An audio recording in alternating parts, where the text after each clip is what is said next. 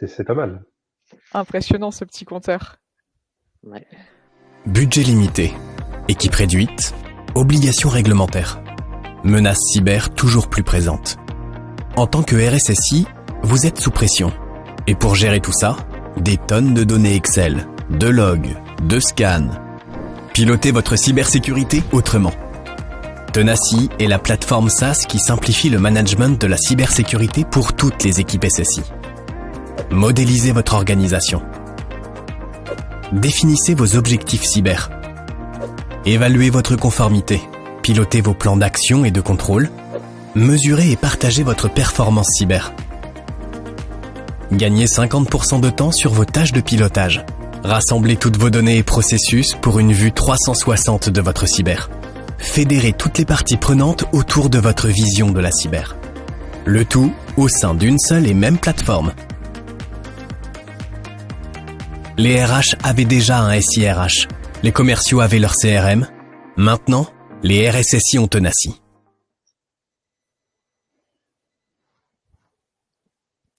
Bonjour à tous. Hop, alors je sais pas comment retirer la petite vidéo et remettre le PPT de notre webinaire du jour. Bienvenue à tous. Merci d'être venu pour ce webinaire. On se retrouve aujourd'hui pour des paroles de certifiés. Donc on a 2 certifiés aujourd'hui avec nous. On a Richard qui fait partie de l'entreprise Tenaci et Riyad Bonjour. Roubache qui est CTO de Tercedia. Je vais revenir sur quelques éléments pratiques avant qu'on rentre dans le cœur du sujet, notamment remettre ma petite présentation. Comme ça, on a un support visuel, c'est toujours mieux. Je vois qu'il y a des habitués du Livestorm qui commencent déjà à mettre leur message dans le chat. Bonjour à tous. Donc j'ai l'impression que vous nous entendez. En tout cas, dites-nous soit avec les petits emojis ou dans le chat directement si ça fonctionne ou si ça ne fonctionne pas pour vous. Et on essaiera de voir s'il y a des problèmes en cours de route. On est ensemble pour, je pense, 40-45 minutes de discussion, hein, Richard et Riyad à peu près. Et puis après, on aura une petite question, une petite partie Q&A. Donc, n'hésitez pas à poser vos questions aussi au fur et à mesure. Si on peut rebondir dessus pendant le fil de la discussion, c'est encore mieux. Voilà, vous pouvez aussi éventuellement nous raconter dans le chat votre histoire par rapport à ISO, là où vous en êtes. Comme ça, on peut aussi essayer d'adapter nos interventions par rapport à ça. Est-ce que vous êtes plutôt au début ? Est-ce que vous êtes déjà certifié? Est-ce que vous êtes plutôt en cours de renouvellement? Est-ce que c'est un sujet que vous aimeriez bien lancer, mais que vous savez pas trop par quel bout attraper éventuellement? Voilà. Donc aujourd'hui, c'est vrai que c'est une certification qui est prisée par beaucoup d'entreprises, mais parfois ça peut être un casse-tête. Donc c'est toujours un sujet qui revient beaucoup en cyber. Et on a Pourquoi toujours en casse-tête, Valérie? Pourquoi parfois? C'est toujours en casse-tête. C'est toujours un casse-tête. Mais on va essayer de faire en sorte que ce le soit moins avec vos best practices, avec vos Exactement. anecdotes, avec les épreuves par lesquelles vous êtes passés et qu'on puisse en faire profiter la communauté. Alors Richard, du coup, je te représente un petit peu. Tu es RSSI chez Tenaci. Donc Tenaci qu'on a déjà présenté avec la petite vidéo, donc c'est bien, comme ça on gagne du temps. C'est une plateforme pour gérer tous vos enjeux de conformité.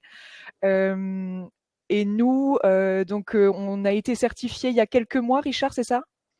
Oui, en septembre 2024, on a été certifié première fois, première certification, baptême du feu en septembre, exactement.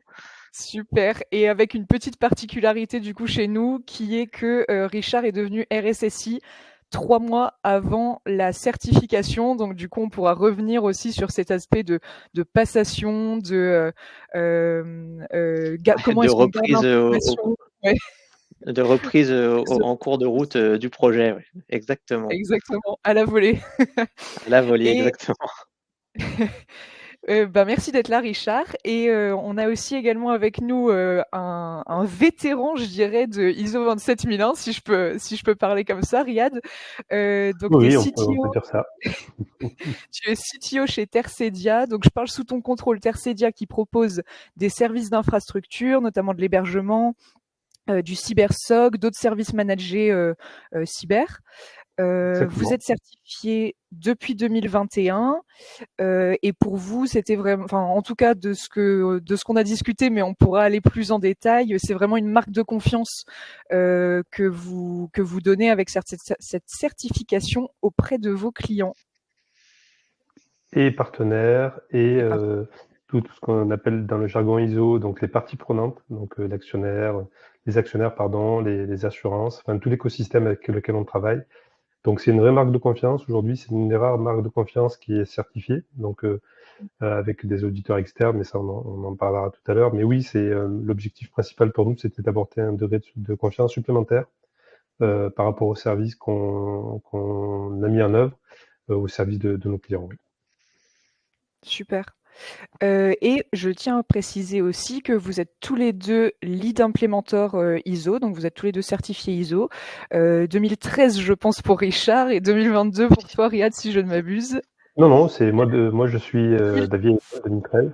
J'ai Ah, pas bah, fait de stage sur 2022 puisque de toute façon il y avait quand même des différences, mais il n'y avait pas besoin de le faire. Mais oui, lead implémentaire depuis 2018, puisque nous le chemin de la certification a commencé, même s'il aboutit en 2021. Je pense que certains d'entre vous auront compris que l'année 2020 était un peu compliquée pour faire des on s'en interventions de rappelle. data center au sein des équipes, etc. Donc on a été obligé de déclarer notre certification en 2021. Sinon on aurait été certifié plus tôt encore.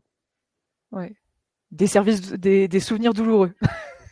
Alors, c'était des souvenirs marrants puisqu'on a quand même testé, on a fait quand même des audits, on va dire à blanc, en mode télétravail, sauf que la qualité des audits n'était pas top puisque il faut se rappeler de cette période-là, c'était déjà difficile de basculer d'une transition d'un travail quasiment pour la totalité des organisations en travail sur site, en full remote, même si certaines organisations, certains métiers comme les nôtres en font régulièrement pour des interventions en heure non ouvrée, donc les week-ends ou les soirs, ou à la suite de réponses à des incidents de production ou des incidents cyber.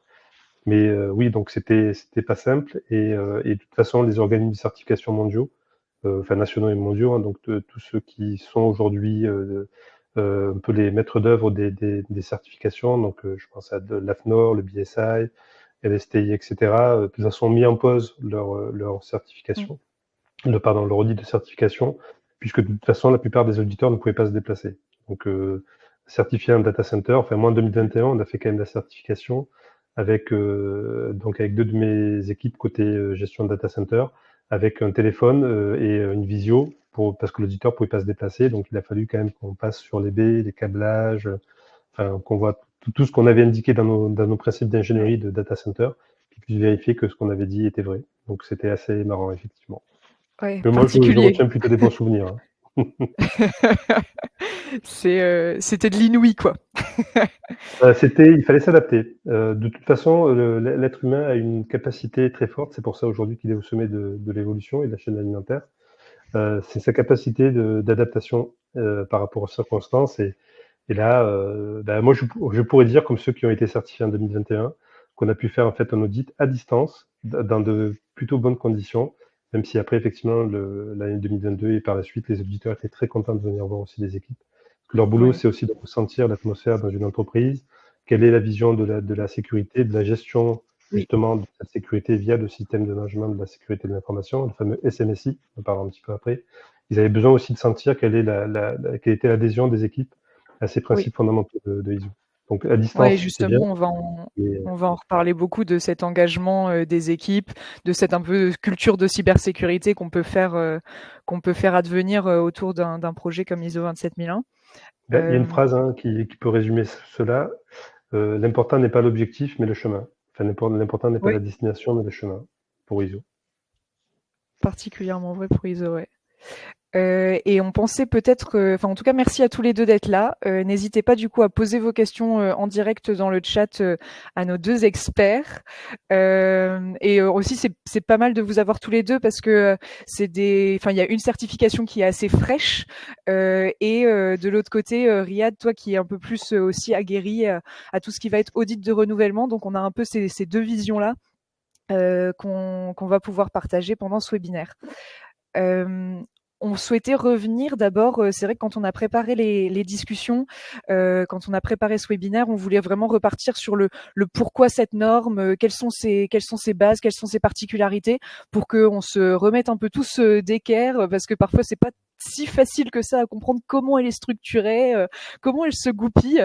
Donc je sais pas si l'un de vous deux vous voulez nous faire un petit rappel sur la norme ISO 27001. Richard, vas-y, parce que j'ai déjà beaucoup On- parlé pour l'instant. Ça marche. En fait, la norme ISO 27001, donc déjà c'est une norme internationale, ça c'est un grand avantage. C'est une norme certifiante, c'est un autre avantage. Mais surtout, en fait, ça vise à établir ce qu'on certifie, c'est pas le niveau de sécurité de l'entreprise. C'est ce qu'il faut pas oublier. C'est qu'on va certifier notre système de management de la sécurité de l'information. On va certifier que ce système de management, il est développé et mis en place et maintenu en prenant en compte toute une série d'éléments que je dirais de minimum selon des bonnes pratiques. Mais c'est bien ça qu'on audite et qu'on fait auditer, c'est comment on gère la cybersécurité. Et on va alors quand c'est bien fait, en général, le niveau de sécurité, il est plutôt bon, mais et notamment sur un premier audit, dans le cadre de Tenaci, on arrive avec un SMSI qui a tourné pendant 6-9 mois, voire 1 an, mais ça ne veut pas dire qu'on a tout traité à fond tout de suite. Et la norme l'établit, hein, il y a un chapitre sur l'amélioration continue. On met en place des choses et moi je vois vraiment ça, comme le disait Riyad, c'est un chemin, c'est une progression. Et c'est ça qui est intéressant, plutôt que de donner un score sur le niveau de sécurité, une sanction à un moment donné, etc. Là, on est vraiment sur une démarche au long terme. Et puis, un petit détour par la structure du texte qu'on mélange ou qui est souvent confuse. On a une certification qui porte sur ISO 27001. La norme ISO 27001 contient une annexe A de mesures techniques ou organisationnelles que l'on peut mettre en place pour arriver à atteindre les objectifs du SMSI. Et ce contenu de l'annexe A, il est détaillé dans l'ISO 27002, mais on se certifie bien sur l'ISO 27001. Parce qu'encore une fois, on va certifier le système de management de la sécurité de l'information et pas le niveau de sécurité. C'est exactement le point souvent qui est incompris ou mal considéré. ISO 27002 n'est pas la norme certifiante. C'est un manuel d'aide qui va expliquer et donc détailler ce qu'on pourrait mettre en place pour répondre aux exigences de l'annexe A qui, elle, effectivement, avec donc ISO 27001, sont les deux corpus fondamentaux de certification de ISO 27001. Donc il y a souvent en fait des abus de langage. Hein. Moi, je l'ai connu il y a plusieurs années, même dans des cabinets de consultants qui, par des biais cognitifs, intégraient ISO 27002 comme étant une norme certifiante. Non, non, la certification elle se base sur ISO 27001 et l'annexe A qui en fait détaille un certain nombre de mesures à mettre en œuvre, qu'elles soient d'ailleurs des mesures techniques, organisationnelles, de gestion de sites, de gestion de processus aussi. Donc c'est assez large. Je reviens juste sur la partie internationale, puisque ça aussi c'est un point fondamental. L'avantage d'avoir une norme internationale comme ISO, c'est qu'elle permet d'avoir le même niveau de compréhension de ce qu'on doit mettre en œuvre en termes de mesures du SMSI, donc le système de management de la sécurité de l'information, quel que soit l'endroit où on se trouve sur Terre, quelle que soit la langue. Et par exemple, moi j'ai des clients qui ont des filiales à l'étranger, ou inversement, je travaille avec des filiales qui ont leur corps qui est basé à l'étranger. Aujourd'hui, le fait d'être certifié nous permet d'échanger très vite avec eux et de partager très vite les mesures, les actions, de répondre aux questionnaires d'audit ou à des questionnaires d'évaluation, notamment, en fait, on le voit avec la montée en puissance de sujets comme DORA ou NIS2, par exemple. Donc, cette norme internationale a vraiment une utilité, c'est qu'elle permet finalement de standardiser l'approche à l'état de l'art que finalement tous les organismes devraient en fait pouvoir appliquer n'importe où dans le monde. Ouais, Donc, ça crée un point vrai langage commun, quoi. effectivement très intéressant. C'est un vrai cadre de référence et honnêtement, on verra après, on discutera après du cadre de référence qui pourra s'étendre à d'autres types de régulation ou de réglementation européenne qui se base en partie ou en tout cas fortement sur ISO. Et c'est vrai qu'aujourd'hui, c'est un référentiel pour nous, en tout cas au niveau Tercedia, qui nous permet de pouvoir, on en parlera un peu plus tard, mais on a pu discuter en fait avec des instances internationales qui nous demandaient des comptes ou des marques de confiance sur la façon dont on gérait la sécurité. Et d'ailleurs, pas que la sécurité logique, hein, au niveau des systèmes, mais aussi la sécurité des physiques, au niveau des data centers, au niveau des locaux, etc., etc. Donc c'est effectivement deux points très importants qui sont soulignés ici. Et ça nous fait une bonne transition sur ce langage commun, le fait que cette norme soit internationale et que ça permet d'avoir une marque de confiance pour tout le monde.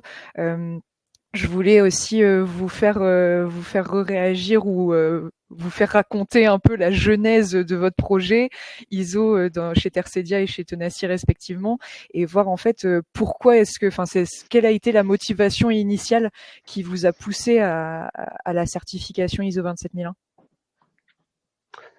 Alors pour Tercedia, on a eu deux événements qui nous ont poussé à accélérer sur ce sujet-là, même s'il était en tête depuis 2015, 2016, 2017, on va dire. Le premier, c'est un peu la stupeur en fait que beaucoup ont eu, comme on l'a eu d'ailleurs en 2022 avec OpenAI, mais on l'a eu en 2017 avec WannaCry, hein, premier ransomware industriel, on va dire. Et là, on se dit waouh, plus personne n'est vraiment à l'abri, parce que pendant très longtemps et même aujourd'hui encore, on a toujours tendance à penser que la foudre tombera sur l'arbre voisin et pas sur nous. Bon, malheureusement, c'est pas comme ça que ça se passe aujourd'hui, et ça se passait pas comme ça avant, mais aujourd'hui, les moyens sont tels que on a démultiplié le niveau de menace.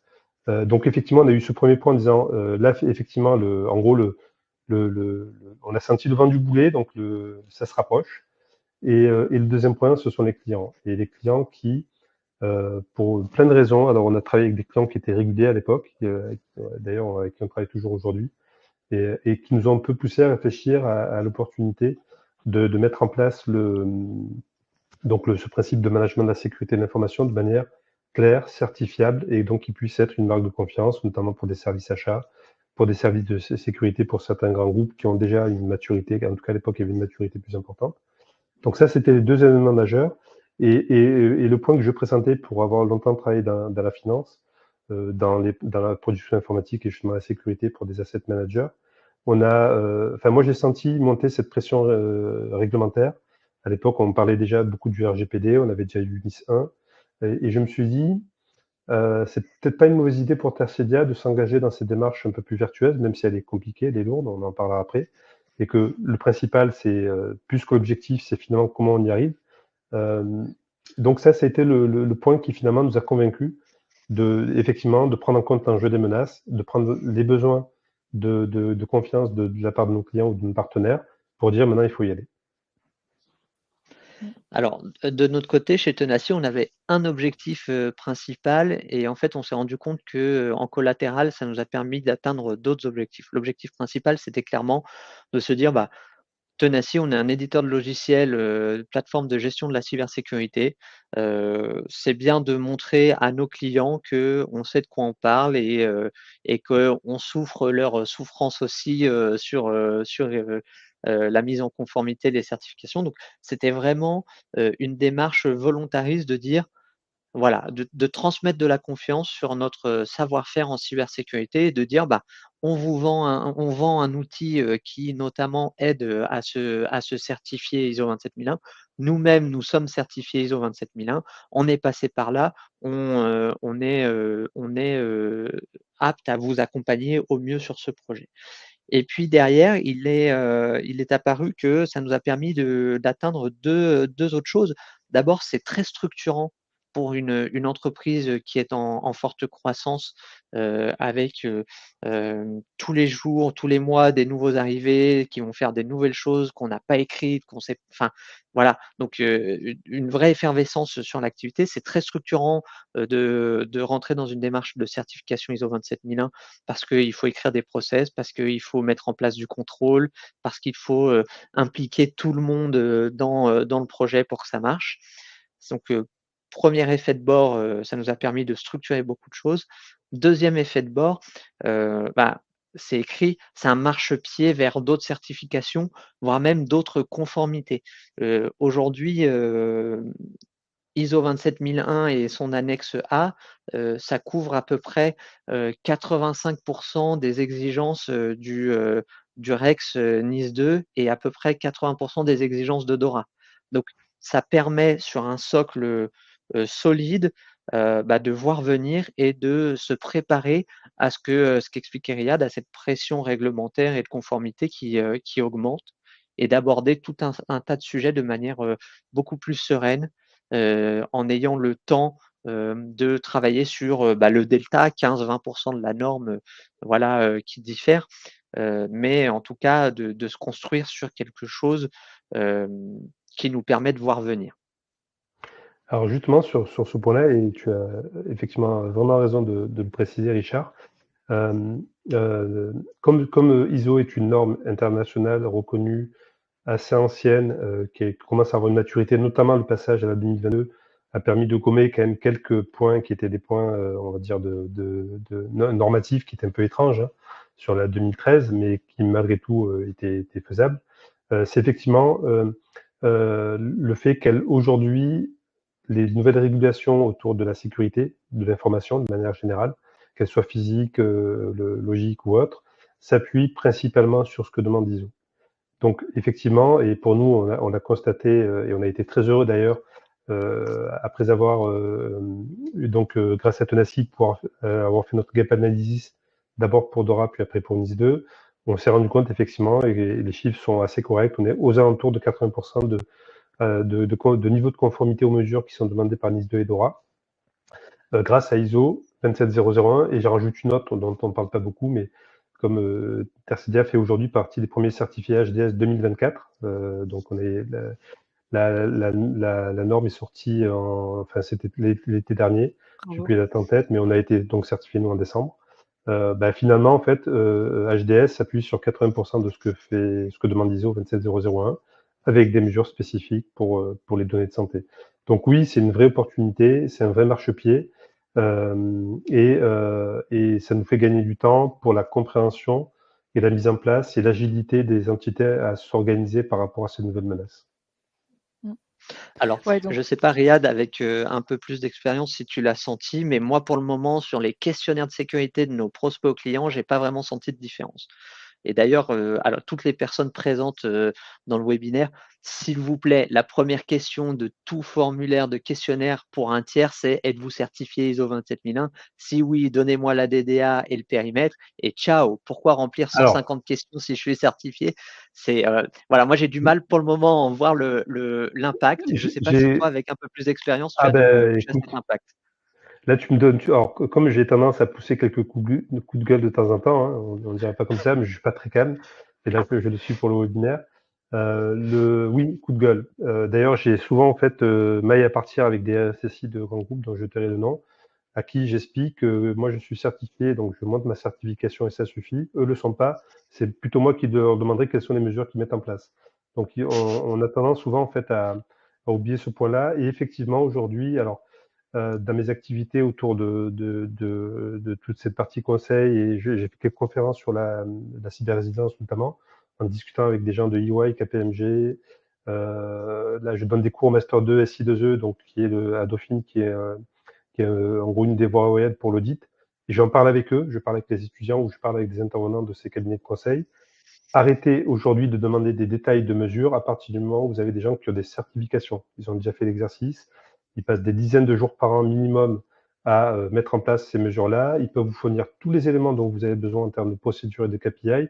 Arrêtez de les considérer comme des gens qui n'ont aucune maturité en termes de sécurité. Ça énerve, ça met en colère et puis surtout, ça sort du sens premier qui est la certification ISO est une marque de confiance, donc certifiée par des organismes indépendants qui permettent effectivement de pouvoir montrer ce qu'on fait exactement. Donc une Ouais, marque alors de ça fait confiance qui réagir s'applique dans le même chat. en marchepied. Ouais, on voit des réactions de Dimitri notamment, qui nous dit les fournisseurs peuvent effectivement être ISO 27001 sans que leur logiciel ne permette de gérer la politique de mot de passe ou de MFA, et donc du coup, en termes de risque ou d'exigence, ça peut ne pas convenir de mon côté. Mais on a entendu votre coup de gueule à tous les deux. Donc en tout cas, c'est quand même un atout sur le marché. C'est quand même une marque de confiance, même si ça peut rester un socle de confiance plutôt que, l'alpha et l'oméga de la confiance envers ce fournisseur. Un marchepied vers d'autres certifications, donc ça super important. Riyad t'a cité donc NIS 2, HDS, DORA. Et c'est vrai qu'avec Tenaci, on pourra peut-être en reparler un peu plus tard, mais ces enjeux de multiconformité, ils sont bien intégrés, et c'est plus facile en fait de voir aussi une fois qu'on est certifié, une fois qu'on est conforme à une norme, à combien d'efforts il nous reste pour aller sur une autre conformité. Merci pour vos éclairages sur ces motivations et sur éventuellement ces petits setbacks ou ces petits inconvénients de la norme, en tout cas qui sont plus liés, je pense, à l'écosystème cyber aujourd'hui, qui doit encore évoluer peut-être sur les aspects questionnaire fournisseurs. Et on va rentrer dans le cœur du sujet, si vous le voulez bien, avec la mise en conformité. Et donc là, j'aimerais recueillir tous vos conseils sur vraiment cette étape de mise en conformité. Comment est-ce qu'on prépare sa certification? Comment est-ce que ça se passe l'audit? Et peut-être commencer, en fait, revenir sur ce que vous disiez aussi au début, l'histoire d'engagement des collaborateurs. Comment est-ce qu'on fait de ISO 27001 un projet transverse? Comment est-ce qu'on implique les équipes en amont? Et pourquoi est-ce que c'est aussi important de mobiliser son entreprise? Alors, on va reprendre le point fondamental de ISO, donc qui est la mise en place d'un système de management de la sécurité de l'information. Le mot le plus important est management dans cette histoire-là. Comme l'a dit Richard, hein, le but c'est pas d'être nickel sur tous les indicateurs, etc., sur les mesures, de mettre en place énormément de choses, c'est de pouvoir les gérer, les manager dans le temps, et donc de travailler sur de l'amélioration continue. Donc, qui dit management dit effectivement mettre en place des mécanismes de gouvernance, des cadres, des règles en interne, évidemment. C'est un sujet en général transverse. Donc, qui dit transverse dit impact sur différentes équipes qui n'ont pas toutes forcément les mêmes objectifs, ou en tout cas les mêmes possibilités à pouvoir répondre aux exigences de ISO. Donc, c'est de la communication. Effectivement, c'est plus facile. Alors, moi, je parle pour mon cas précis, faisant partie du CODIR, plus facile en fait d'imposer des sujets autour de ISO que, effectivement, de devoir subir en fait des directives venant en fait d'autres entités ou d'autres services sur lesquels en fait il est plus difficile de le faire. Après, en recommandation en termes de transverse, puisque je pense que Richard aura pas mal de choses à dire sur le sujet, finalement, en fait, on en revient toujours au même point, c'est que donc c'est un système de management qui est basé sur ISO, donc normes de qualité, donc égale processus. Et quand on parle de processus, deux approches, une approche top-down, donc je définis les processus et vous devez les appliquer. Ça peut marcher, mais à l'usage, ça marche plutôt pas du tout, en fait. En tout cas, c'est plus compliqué de les faire tenir dans le temps. Et une approche bottom-up, c'est je m'inspire de ce qui est fait au niveau des équipes opérationnelles et j'essaie d'améliorer leur processus pour arriver à quelque chose qui puisse être quelque part compréhensible au sens ISO et donc derrière applicable et sur lequel en fait on pourra déployer de l'amélioration continue. Ouais, en effet, Riyad, là-dessus, moi j'ai deux expériences totalement différentes. Avant Tenaci, j'avais des missions de RSSI dans une entreprise d'à peu près 400 personnes, dont le siège était certifié en Belgique. Et le siège était certifié et a voulu que la filiale française soit certifiée. Donc, on nous a poussé donc, de manière descendante entre à peu près 70 politiques et procédures qui avaient été rédigées par un consultant en anglais. Et le consultant n'était jamais venu en France. Donc évidemment que ça n'a pas marché. Alors on nous traitait de Gaulois réfractaires, mais je pense qu'il y a un moment où il faut aussi arrêter de déconner. On peut pas ISO et n'importe quelle procédure, ça marchera pas si c'est rédigé entre quatre murs dans un bureau lointain. C'est la meilleure manière de faire que ça ne marche pas.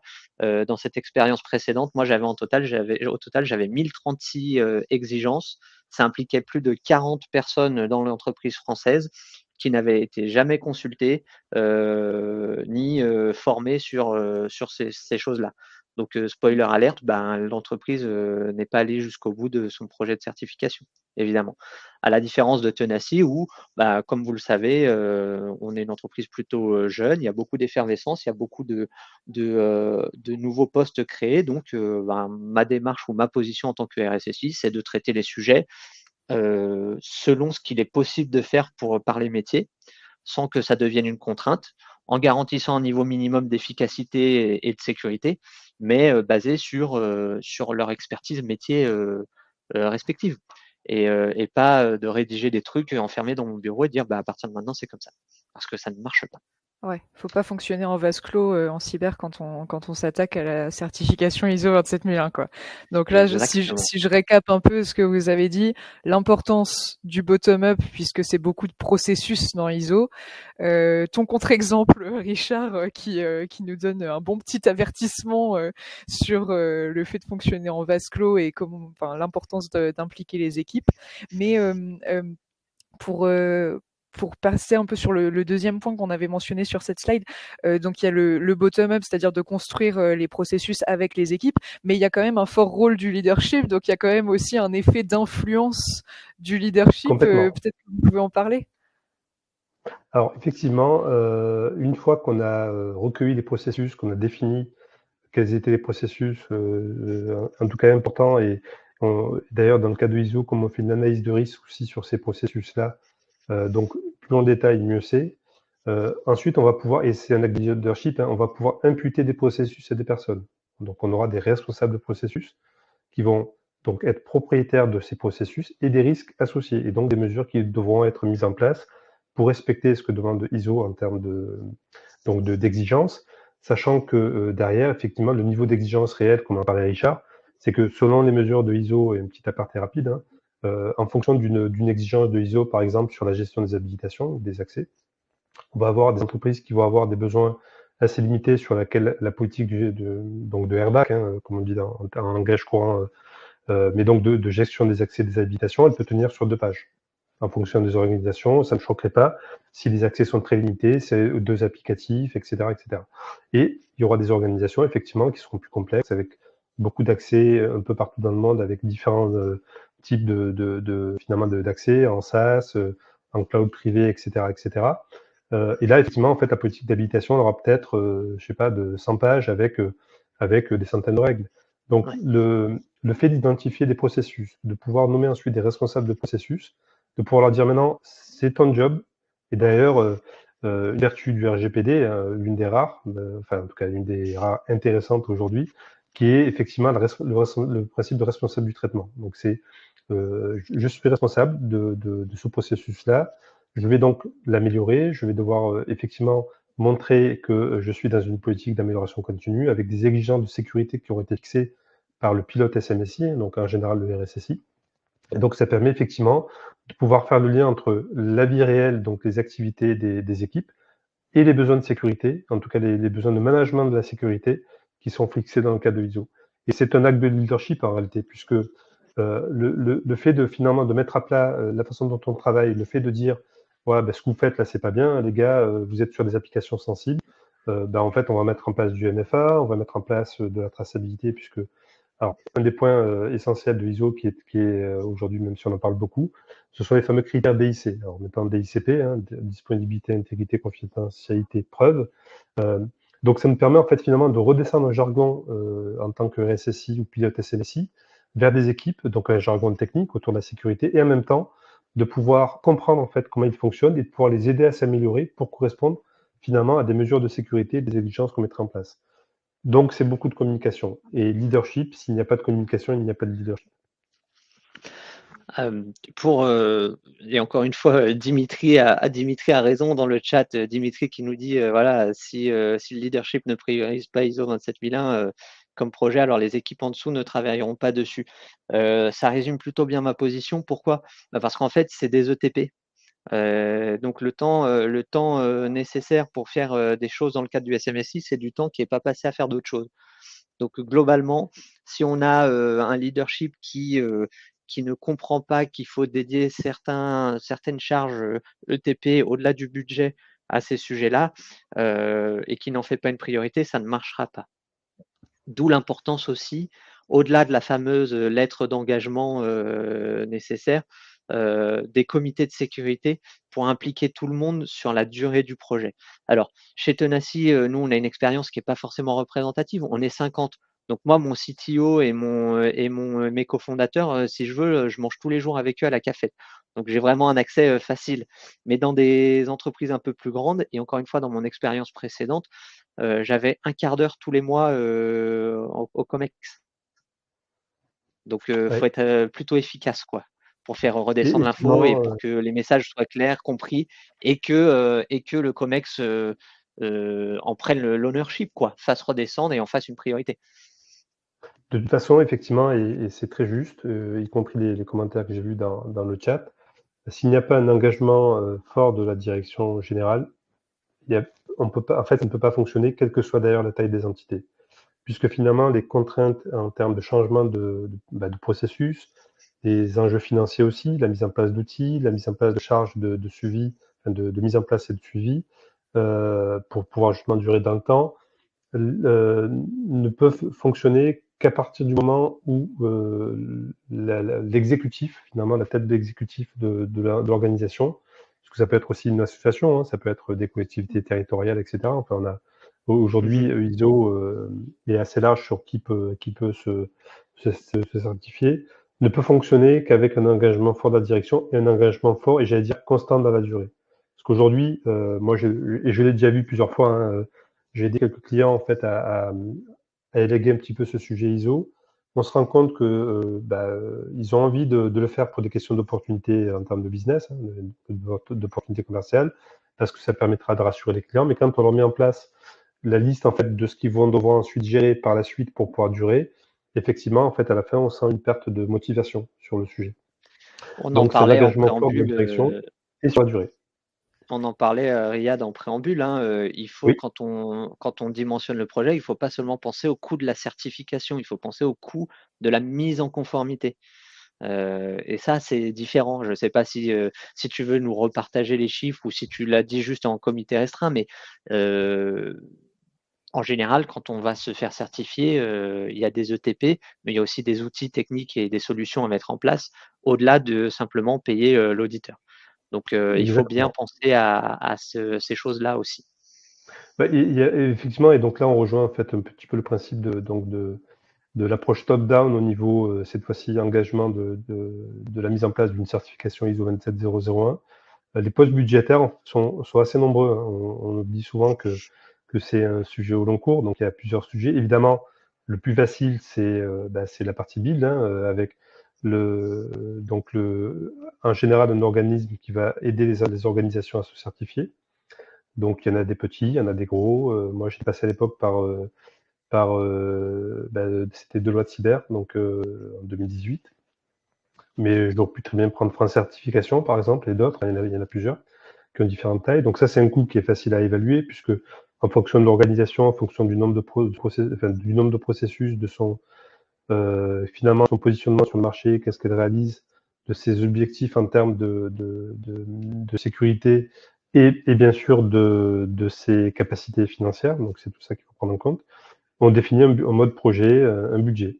Ce budget-là, en fait, il va ensuite être enrichi par les charges internes, qui sont souvent très sous-estimées. Déjà, avec des pilotes en interne, enfin, un minimum un pilote et un adjoint, puisqu'on ne sait jamais ce qui peut arriver, qui vont porter finalement le sujet. Donc, en général, c'est le RSSI ou quelqu'un qui dépend de RSSI, hein, il peut y avoir plusieurs possibilités.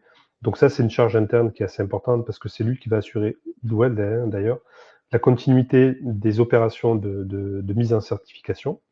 Ensuite, on va avoir les actions techniques, j'allais dire plutôt tactiques, donc sur certains outils, certains processus à refondre, certaines formations aussi, monter en compétence des équipes sur certains sujets qui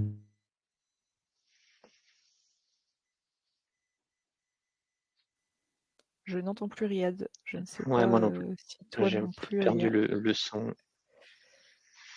Riyad, si tu nous entends, on ne t'entend Ouais. plus. Je regarde dans le chat. Ouais, problème de son pour Guillaume aussi. Non, on t'entend toujours pas, Riyad. Bon, globalement, je pense que là où se dirige Riyad, c'est que il y a une phase de build importante. Ah, ça y est. C'est OK? Oui. Oui. Parfait. Donc, je suis passé sur notre micro. Oui, donc je disais, donc j'étais sur les différents postes budgétaires, donc en allant très vite. Donc, sur la phase projet, donc très facile à évaluer finalement. C'est pas le plus difficile.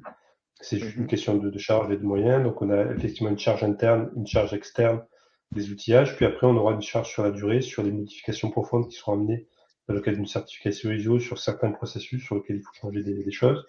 Et finalement, on se rend compte que, comme chaque année, en fait, on repasse une certification partielle sur des périmètres. Alors, il y a des périmètres standards qui, eux, sont toujours certifiés, puis d'autres qui sont certifiés sous 3 ans, puisqu'en général, je crois qu'on l'a pas dit, hein, Richard ou Valérie, mais une certification, en fait, dure 3 ans. Ouais. Et donc, on sera certifié chaque année sur cette période-là, jusqu'à donc la nouvelle certification ou une transition vers une nouvelle certification, comme ça a été le cas pour la 2013 et la 2022. Donc oui, c'est une charge assez lourde.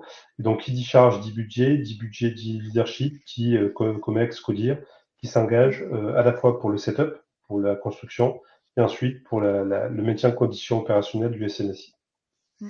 Bah, très bon résumé et en plus ça nous permet de passer, comme tu mentionnais, les phases d'audit, comment ça se passait la certification sur cette étape primordiale de l'audit de certification.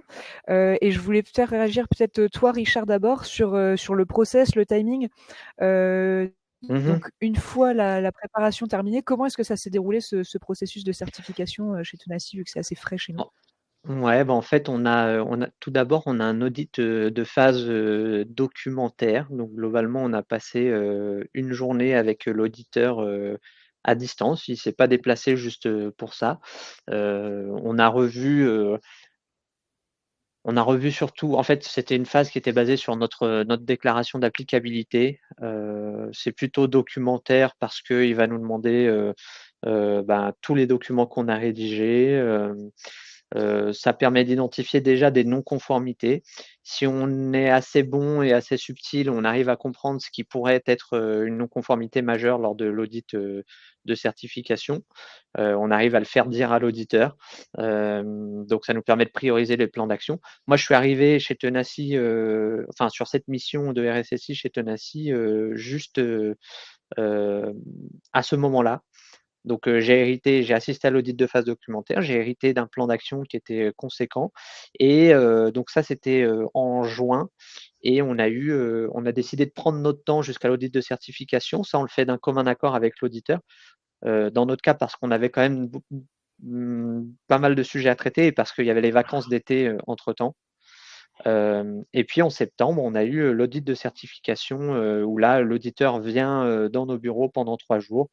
Donc, j'avais réservé la plus grande salle de réunion pour ce tête-à-tête de 3 jours. Ça s'est très bien passé, hein, il y a pas de c'est ce que je disais en rigolant, en fait, le plus Auditeur gros coup de chouchouté. stress, oui, évidemment. Le plus gros coup de stress, c'est quand, l'auditeur, il passe la porte de l'ascenseur, on se dit: «Bon, bah, ça y est, on y est, quoi. C'est C'est parti. maintenant». Mais voilà, c'est parti. Hem, Entre juin et septembre, on a eu le temps de traiter à peu près 75 des choses qui avaient été identifiées lors de l'audit de phase documentaire. Notamment et surtout parce qu'on avait tout tracé dans Tenaci et on avait, on en parlait tout à l'heure, tout distribué aux responsables Mmh. très rapidement. Du coup, bah, pas d'excuses, tout le monde est mobilisé, tout le monde sait ce qu'il doit faire, a une deadline et il y a pas de: «Je savais pas, j'ai pas eu le temps» ou «J'ai pas compris», qui tiennent. Tout est, timé, minuté, comme un bon chef d'orchestre, quoi, globalement. Ouais. C'est vrai que ça, c'est une des forces de la plateforme Tenaci d'avoir cet aspect collaboration qui est très fort dans notre produit où ça permet vraiment de déléguer des tâches, de déléguer que ce soit des non-conformités, d'avoir toutes les descriptions, toute la traçabilité derrière. Riyad, tu mentionnais il y a quelques minutes que la traçabilité était ultra important. Et en parlant de traçabilité, peut-être un petit point sur la documentation. Quels sont les documents qui seraient les plus demandés par les auditeurs? Je sais que il y a forcément la PSSI qui est demandée, mais il y a peut-être d'autres choses qu'il faut voir pas tout à venir fait. pour nos auditeurs. Pas tout à fait sur la PSSI. En fait, ce que demande l'audit, Ok. c'est la PSI. La Ah, PSSI, par extension, en fait, est utilisée, permet effectivement de mettre beaucoup de mesures de pilotage et de gouvernance dans une PSSI. Donc, ça permet de répondre à plusieurs mesures de ISO 27001, en tout cas les premières. Effectivement, alors, l'avantage de la norme ISO, c'est qu'elle est quand même plutôt pas mal faite, puisque elle définit quels sont les documents qui sont exigés, en général de manière explicite. Mais effectivement, on peut citer une politique de gestion d'habilitation, une politique pardon, de gestion physique de la sécurité physique et environnementale. je te coupe rapidement du coup parce que Thierry Ouais. Vallée dans le chat nous dit sur la partie documentaire comment identifier tous les documents nécessaires. Donc c'est ça, tu dis, il y a un peu une Oui, liste dans ISO en fait, 27001 dans la norme, il y aura marqué politique, par exemple. Quand il y a marqué, vous devez en fait mettre en place une politique, etc. Donc ça veut dire en fait qu'on peut définir facilement quels sont les documents. Après, ça ne veut pas dire qu'on va faire un document pour chaque exigence. C'est pas forcément d'ailleurs ce qui est demandé. Et si on prend par exemple la partie autour des ressources humaines, on peut très bien en fait, avoir une politique de gestion des ressources humaines dans laquelle on aura toute la partie onboarding, outboarding, la partie évaluation, la partie notamment tout ce qui est sourcing au niveau donc des entretiens, enfin avant les entretiens avec la gestion des CV par exemple. Donc c'est finalement tout dépendra de l'organisation, mais dans tous les cas, ISO mentionne quand il est nécessaire d'avoir un document. Et ça ne veut pas dire que s'il n'y a C'est pas de nécessité d'avoir de document, il ne faut pas en mettre. En général, on va en mettre. Je prends l'exemple de la partie, puisqu'on parlait de traçabilité, donc la gestion des logs, donc la gestion des journaux d'événements dans lequel on doit en fait garder ces logs sur une année. En fait, mettre en place une politique de gestion des logs aujourd'hui, si en plus on veut être intelligent et les mettre en relation avec, par exemple, les besoins autour de la cyber, hein, autour des outils de SOC qui ont aussi besoin de logs, finalement, en fait, on va créer une politique de gestion des logs dans laquelle on va définir quels sont les logs qui sont archivés un an donc sur les systèmes, réseau, firewall, etc., etc., et y mettre en fait des encarts, par exemple, sur des usages liés à de l'amélioration au niveau de la production, hein, sur des temps de latence, par exemple, ou de la sécurité. Donc, dans ISO, c'est assez clair là-dessus. Quand il y a besoin d'un document, il est écrit de manière nominale. Ensuite, après, effectivement, il y a des guides. En général, alors moi, je parle de l'exemple de Tercedia. On a produit à peu près 80 documents pour la certification ISO, enfin les certifications ISO et HDS. Donc 80 documents, sachant que on a été plutôt conservateur sur des documents importants. Et sur le reste, en fait, c'était plus des processus qu'on définissait de manière plus simple, par exemple avec des logigrammes. Si je prends l'exemple de HDS, ce qui peut être intéressant aussi dans le cas de ISO pour la partie classification des données, quand on a des données sensibles, plutôt que d'écrire en fait 20 pages de processus, peut-être qu'un logigramme en disant voilà différentes actions avec un tableau de règles, voilà comment je détruis par exemple les données, quelles sont les règles qui me permettent de les détruire de manière efficace, et on fait le lien avec le RGPD ensuite derrière. Vous voyez, donc il y a plusieurs approches, mais aujourd'hui ISO est assez explicite sur les documents qui sont demandés. Donc on pourrait faire une moi, liste à la Prévert, mais dans beaucoup de cas, elle ne sera pas adaptée à tout le monde. pour conclure sur le sujet documentation, je voudrais partager le conseil que m'a donné mon auditeur interne.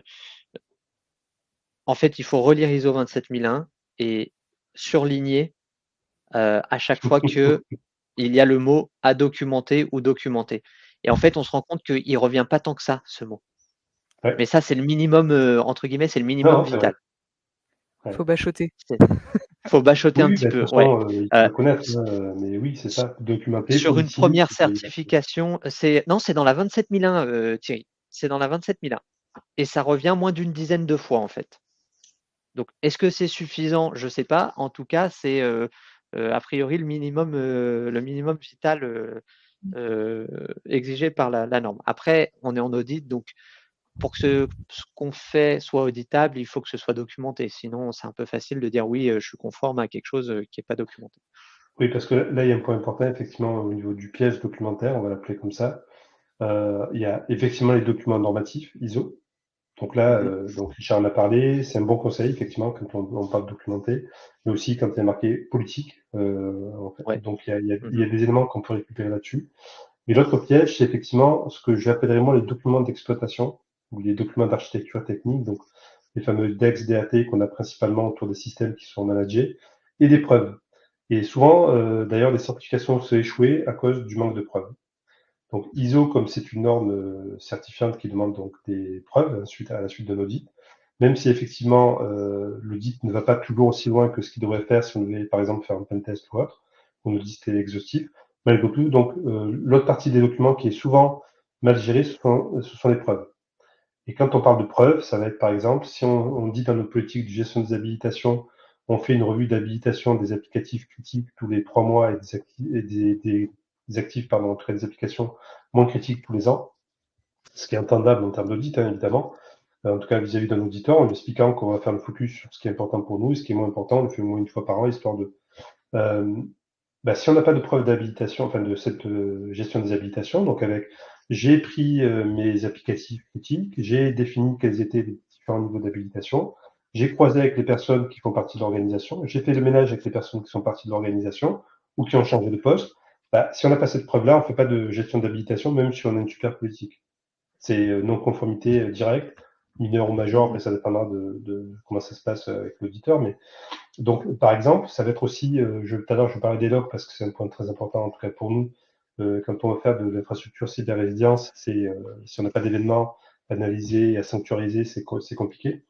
Si on n'a pas en fait la possibilité de pouvoir inspecter le puits de log ou de faire de la météo régulière sur le fait qu'on a bien récupéré les logs, qu'on n'a pas de coupure, par exemple de log de firewall, comme j'ai déjà vu chez les clients pendant 2 ou 3 mois, ils se rendent compte qu'à la fin, ils n'avaient plus de log quand ils ont voulu faire en fait un check.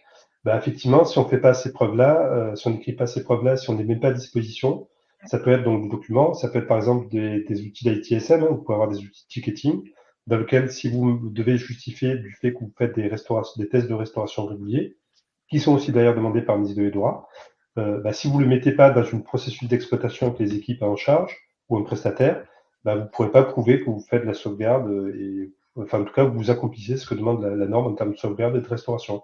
Donc il y a les documents normatifs, je les appelle comme ça, puis après il y a tout le corpus documentaire qui est lui très hétérogène, donc ça peut être plein de choses, mais sur lequel si on n'a pas d'éléments tangibles et factuels, finalement en fait on a loupé ce qu'on voulait faire avec ISO. Ouais. Donc c'est vraiment quelque chose sur lequel on peut se casser les dents et qui d'ailleurs agite Ah un oui, peu notre oui, chat, complètement. la documentation. Florian Dricot qui demande notamment si on peut répondre rapidement parce que je vois quand même l'heure qui tourne. Est-ce Ouais. qu'on peut découper la documentation en 3 couches? Est-ce que c'est une bonne pratique? Je ne sais pas si vous avez une réponse en quelques mots sur cette question de chat. Alors, je vais regarder sur le chat la question. Moi, personnellement, je découpe en 3 couches, mais pas forcément celle-là. J'ai une couche politique au global, j'ai une couche procédure qui va être vraiment l'opérationnel, et j'ai une couche de toute la doc demandée par la norme du type déclaration d'applicabilité, ce genre de choses. Ok. Oui. Sur le découpage en termes de couches, si on voulait faire simple, effectivement, ça dépend de chaque organisation, de sa taille, des moyens qui sont mis en œuvre. Effectivement, il y a la partie normative. Donc, qu'est-ce que demande la norme de manière explicite en termes de documents? Donc figurer soit dans des documents uniques dédiés, soit dans une PSSI, par exemple, dans lequel on va rappeler différentes règles qui sont liées en fait notamment au premier chapitre de ISO 27001. Des documents d'exploitation qui sont pas forcément d'ailleurs formatés ISO, mais qui sont plus pour s'assurer qu'en interne, en fait, on maîtrise bien les processus en question. Donc, pour chaque processus, en théorie, on est censé avoir au moins un document d'exploitation. Des documents d'architecture technique qui sont reliés à ces éléments-là, parce qu'effectivement, on va avoir besoin de comprendre comment on gère la sécurité des réseaux, comment on va gérer la sécurité applicative, etc., en fonction des questions que posera l'auditeur et en fonction du contexte. Donc, c'est pour ça qu'on est obligé d'être large. Donc, premier niveau normatif. Deuxième niveau, la mécanique de fonctionnement interne sur les différents processus. Et le troisième niveau, ce sont les preuves. Moi, en tout cas, c'est comme ça que je l'organise parce que, effectivement, si on se met dans une optique de certification ISO, on a bien la stratégie, quelles sont les politiques liées à ISO, les décrets d'application, quelles sont en fait les actions concrètes qu'on mène pour répondre à ces politiques-là au quotidien, et donc les preuves de fonctionnement. Ça marche. Exactement. Et peut-être un point un peu je prêche pour ma paroisse avant de passer au maintien de la certification, mais je le dis juste comme ça en passant, c'est vrai qu'une plateforme comme Tenacy, ça permet vraiment de centraliser tous les documents, toutes vos preuves, et de pas se retrouver au dépourvu quand l'auditeur vient vous demander une preuve, parce que comme c'est sur quelques jours, on peut pas juste se dire je la cherche et je vous la donne je vous la donne dans la semaine prochaine, quoi. C'est maintenant, si elle est demandée maintenant, il faut la sortir maintenant. Donc c'est vrai Au pire, qu'avoir une un plateforme peu de plus tard, mais dans centralisation la comme ça, journée. ça aide beaucoup. Ouais, tout à Comment? fait. Non, Ouais. ou un peu plus tard, mais dans la journée. En général, les auditeurs Voilà. ont Oui. l'habitude, ils savent très bien quand on l'a ou quand on l'a pas. Mais justement, je pense qu'il valorise encore plus quand on a la réponse immédiate. Oui, complètement. Ça montre de la maîtrise. Je voulais vous faire intervenir aussi, il nous reste peu de temps, mais bon, peut-être qu'on va dépasser un petit peu. Vous inquiétez pas, si vous voulez la suite en tout cas et que vous devez nous quitter, il y a le replay et les slides qui vous seront envoyés. Donc pas d'inquiétude, vous pourrez rattraper si ça vous intéresse. Mais je voulais vous faire intervenir sur le maintien de la certification ISO 27001. C'est toi, Riyad, tu nous as dit quand on préparait ce webinaire, c'est vrai que souvent on peut le voir comme un projet, comme quelque chose avec un peu un début, une fin, mais en fait le moment de la certification au final c'est que le début, et le but ça va être de durer parce qu'on n'a pas engrangé tous ces coûts, tous ces efforts pour être certifié ISO 27001. Après il faut vraiment le maintenir et c'est ça qui va être intéressant. Exactement. Et donc alors il y a effectivement l'engagement stratégique sur la durée, donc qui est le plus important. Et comme je le disais en préambule, la finalité, c'est pas l'objectif, c'est le chemin. Pourquoi? Puisque comme on parle et effectivement, tu as bien résumé les points, des non-conformités, l'amélioration continue et l'engagement des collaborateurs. L'important, c'est que finalement, la culture de l'entreprise change en incluant, en tout cas, s'adapte en incluant ce que demande l'ISO au quotidien sur des bons réflexes.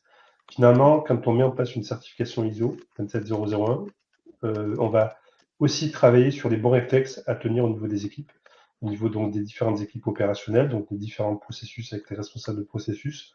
Parce que si on ne le fait pas, de toute façon, le jour en fait où on fera l'audit, il y aura de tels écarts, donc c'est ce qu'on appelle les fameuses non-conformités, qui feront que on pourra perdre sa certification. Donc ça arrivera rarement, mais ça arrive quand même.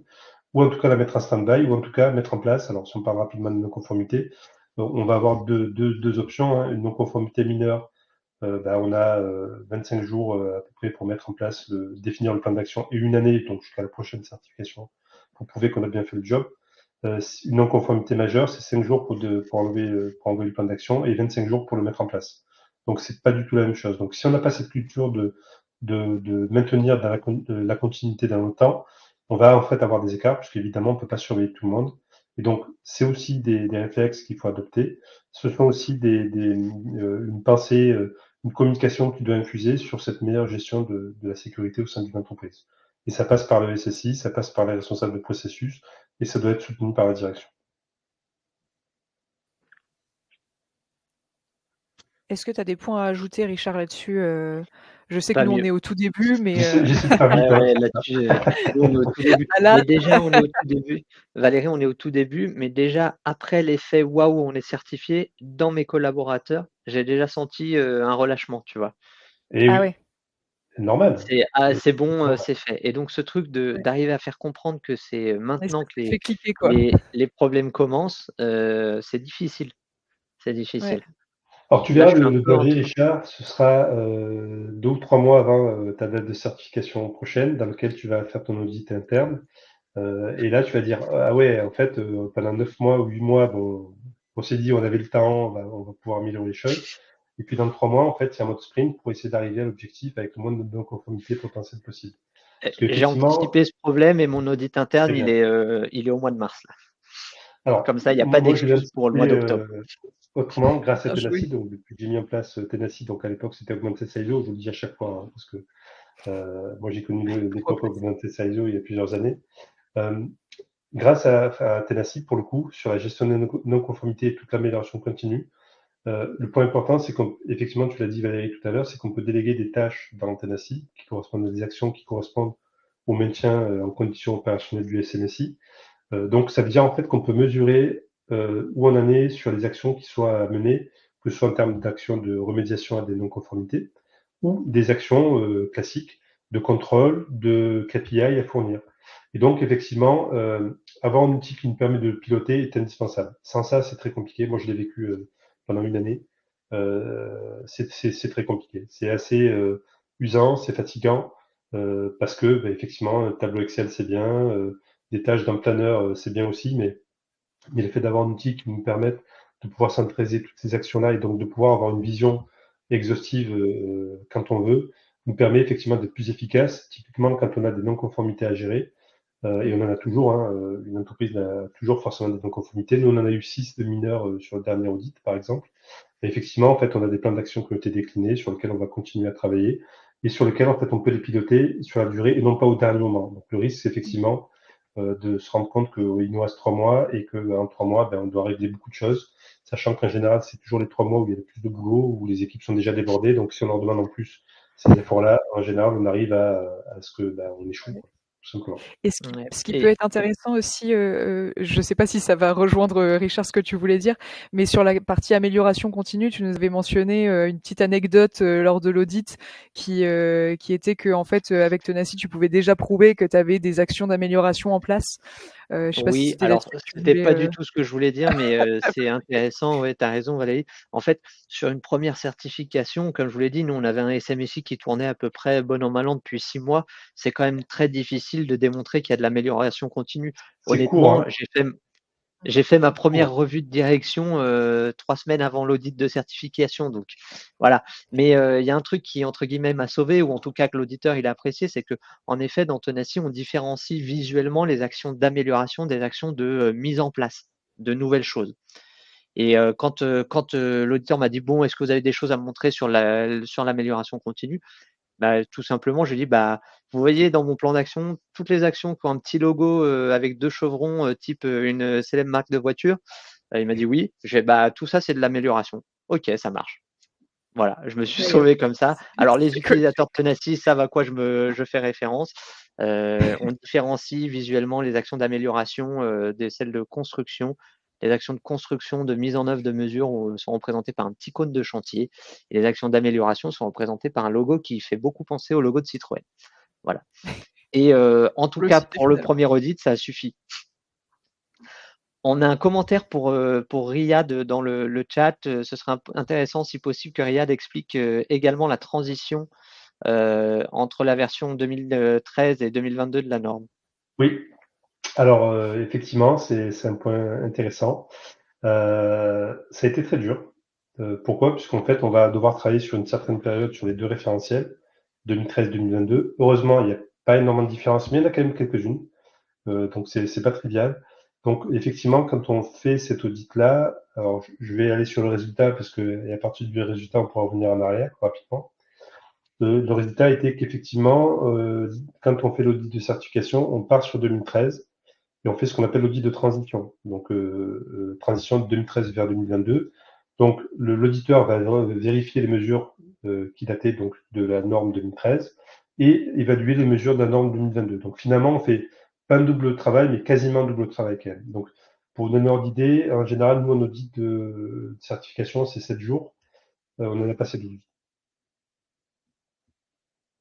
Voilà. Donc parce que effectivement, il y a vous devez montrer que vous êtes encore conforme à 2013 et que vous allez donc effectivement vous engager sur 2022, sachant que comme quand même pas mal de points sont communs et nous ça nous a permis aussi grâce à Tennessee. Alors pour le coup, ça a été vraiment très efficace. Le fait d'avoir en fait la norme 2022 et 2013 enregistrée sur Tennessee, on a vu en fait rapidement quels étaient les écarts, quels étaient les points sur lesquels en fait on n'était pas forcément à jour sur 2022 par rapport à 2013. Et en même temps, les points où on avait un peu lâché l'affaire sur la 2013 parce qu'on savait qu'on allait passer sur la 2022 avec des petites différences, en tout cas d'éléments, notamment de documentaire, puisque comme on référencie des documents par rapport aux exigences de la norme, il y a des exigences qui changent, donc forcément en fait on est obligé de les réadapter. et juste ça, effectivement, c'est du travail. Mais en fait, on est obligé d'avoir une sorte de parallèle run entre les deux pour s'assurer qu'à la fin, on n'est pas en défaut de 2013 et on a bien basculé sur la 2022. Donc c'est plus long, c'est un peu plus de temps, c'est un peu plus stressant. Par contre, moi, je préfère la 2022 à la 2013, au final. En termes, elle est beaucoup plus claire. On évite en fait d'avoir des sujets redondants, par exemple sur les ressources humaines entre ISO 27000 et l'annexe A. Ça peut clarifier aussi à ce niveau-là, par exemple. Mais oui, effectivement, la transition, en fait, elle se fait sur le double référentiel jusqu'à ce qu'on bascule sur le nouveau référentiel de certification une fois qu'on a décidé de le faire.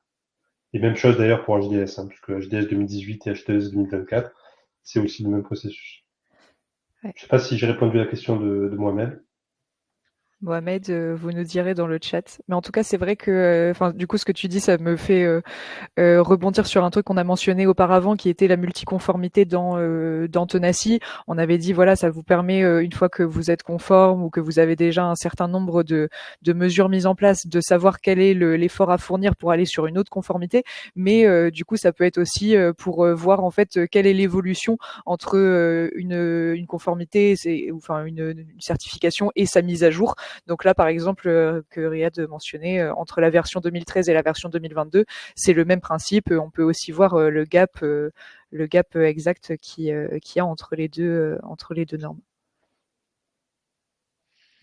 Peut-être un petit mot sur, voilà, on en a parlé un petit peu par touche ici et là au fur et à mesure du webinaire. Mais c'est vrai que Tenaci, c'est une plateforme qui va vraiment faciliter la certification. Voilà, Laurine vient de nous pousser un lien si vous voulez voir. Donc c'est une landing page en fait avec une démo interactive dessus. Donc si vous voulez voir un petit peu plus d'écran de Tenaci, voir comment ça peut vous aider à atteindre la certification et aussi à la maintenir, parce que c'est vrai que ça c'est un gros point et nous c'est quelque chose sur lequel on met beaucoup l'accent. Non seulement l'entrée en certification, l'entrée en conformité, mais aussi le maintien. On veut vraiment être dans le projet, mais aussi dans le run au quotidien.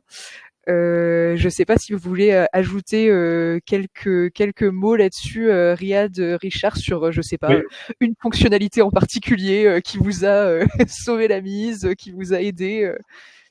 Alors déjà, le principe fondamental quand on met en place un SMSI, et n'importe d'ailleurs, peu importe le système de management finalement, mais on parle de ISO 27001, donc on parlera du SMSI, c'est la mise en place d'un outil qui va nous permettre de gérer la gouvernance et le pilotage, quoi qu'il arrive. Sans outil, on ne peut pas faire grand-chose. On peut faire de l'Excel, hein, on peut se débrouiller. Alors si effectivement on a un petit côté développeur en VB, etc., on peut s'amuser. Hein. Moi, je me suis amusé à le faire en fait à l'époque parce que j'avais pas d'autres possibilités. En tout cas, c'était assez compliqué. Donc, c'est la mise en place d'un outil de gouvernance et de pilotage. Moi, je mets les deux ensemble. Gouvernance pour définir ce qu'on va mettre en place, et pilotage, c'est comment on met en place et comment on s'assure que on répond en fait aux règles de gouvernance. C'est indispensable. Donc, effectivement, nous, on a fait le parti pris de choisir Tenaci à l'époque. Et on est toujours content puisque à l'usage, effectivement, on gagne du temps sur la gestion, sur la préparation des audits, sur le partage des tâches aussi, donc l'efficacité opérationnelle de ce qu'on demande aux équipes. La partie reporting également, des KPI qu'on peut remonter puisque quand on aborde le sujet SMSI, donc qui dit système de pilotage dit KPI pour vérifier l'efficacité ou la performance de ce qu'on met en place. Donc les deux critères, hein, efficacité et performance, qui sont très importants pour le KPI. Donc il nous faut un outil qui nous permet de pouvoir gérer tout ça et pas une multiplicité d'outils qui nous obligera en fait à faire le chef d'orchestre entre différents outils, plateformes, etc. Et à la fin, en fait, on a une personne qui est dédiée qu'à faire ça et finalement, c'est pas très, très efficace. Donc c'est vraiment la centralisation de l'aspect gouvernance et pilotage avec bien sûr la partie preuve, en tout cas sur les preuves au niveau KPI par exemple, qui sont déterminantes et qui nous a permis, nous, depuis qu'on utilise Tenaci, effectivement de ne pas être avec un ETP quasiment à temps complet à bosser sur le sujet. Donc ça, c'est plutôt très positif. Top. Super retour d'expérience, merci. Richard, des choses à ajouter? Ouais, bah en fait, Pas moi biaisé du c'était tout. à peine. Et je vais essayer de m'enlever ce biais-là, mais en fait, ça apporte beaucoup de sérénité lors de l'audit de savoir que j'ai tout sous la main tout de suite et je peux apporter des preuves absolument à tout. Alors, modulo, mes contributeurs ont joué le jeu, hein, mais tout est dans la solution et en fait, ben, c'est un vrai gage de tranquillité pour l'audit, encore une fois. Parce que non seulement je peux montrer, que je fais, je peux, montrer les preuves, je peux montrer la manière, avec laquelle je fais les choses. Donc, bah, voilà, ma politique dit que, j'ai un contrôle des accès, une revue des accès, trimestriels. Ma tâche récurrente, vous voyez bien qu'elle est trimestrielle, ça a été fait, voilà une preuve et cetera. Donc, c'est, heu, c'est, heu, c'est structurant à la fois pour l'entreprise, pour sa mise en conformité, mais en fait, ça structure aussi l'audit. Parce que globalement, ben, l'auditeur a tout sous les yeux et Ouais. il va aller, vous dire: «Bah, tiens, il y a quoi dans, vos tâches récurrentes? Il y a quoi dans vos actions?» et cetera. Donc, ça vous permet de rester dans un Ouais. terrain, que vous maîtrisez. Ça facilite à la fois la mise en conformité, le maintien en conformité, mais aussi la justification de cette, Ouais, de ce qu'on a mis tout en à fait. place, quoi. De Ouais. tout le travail fait, ouais, bien sûr. Mmh. Ouais. Eh bien, merci, à ceux qui sont encore là. C'est vrai qu'on a un peu dépassé sur l'horaire. Après on a pris vos questions au fur et à mesure, donc ça s'est bien intégré, dans la discussion. Hem Si, comme vous avez pu le voir, c'est un peu un sujet passion pour Richard et Riyad, cette norme ISO 27001. On a beaucoup de choses à dire dessus. Il y aurait encore plein de Oui, nuances à apporter, hein, je pense. oui, beaucoup d'anecdotes, parce qu'en fait, c'est une Ouais, aventure c'est clair. humaine aussi, il ne faut pas l'oublier. Comme je le disais, c'est Ouais, un chemin qu'on parcourt, donc c'est une vraie aventure. Donc oui, peut-être qu'on fera en fait un podcast sur les anecdotes, c'est on pourrait vrai. faire un sur les points Ce qui sont serait très marquants, parce que sympa. grâce à ça, on pourrait, par l'absurde ou par l'humour, plutôt préciser ce qu'il faut mettre en place et Mmh. pas tomber dans les écueils. Comme on dit à Marseille, hein, quand j'allais, tu revenais. Donc, quand j'ai déjà fait le chemin, certains sont en train de le prendre aussi derrière. Donc, peut-être qu'on peut leur donner des indications sur des points importants, avec un petit Ouais. ton humour aussi, parce que c'est une vraie aventure, hein. Franchement, on arrive à des choses qui sont très, très drôles. Ouais. Bah, on espère en tout cas que ça aura participé à la création de connaissances dans notre communauté cyber. Et puis, si vous voulez en savoir plus sur la plateforme Tenaci, sur comment ça peut vous aider, que ce soit pour une certification ISO 27001 ou pour d'autres conformités.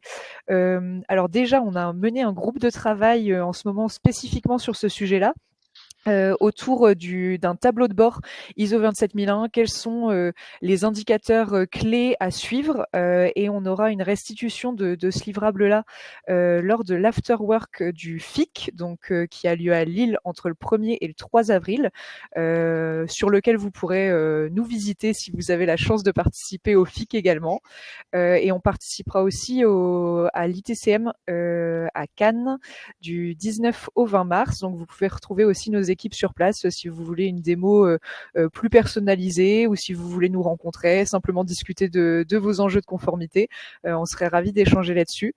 Et Laurine a envoyé un lien. Si vous ne pouvez pas attendre pour avoir une démo, pour en savoir plus sur Tenaci, vous pouvez tout à fait planifier votre démo maintenant. J'espère que ça vous a intéressé. Moi, en tout cas, j'ai trouvé les échanges vraiment passionnants. Merci beaucoup, Riyad, et merci, Richard, d'avoir partagé vos expériences avec nous. Merci à vous de nous donner la possibilité de discuter de ce sujet qui, au début, est un peu abscon et abstrait, mais qui devient en fait très intéressant. Donc, dès qu'on en titille la scientifique moelle. Donc, merci à vous d'avoir permis tout ça, et puis aux auditeurs d'avoir écouté patiemment, souvent avec des jargons de consultants, avec des mots bizarres, ce sujet-là, mais je ne doute pas que ça suscitera pas mal d'autres questions par la suite.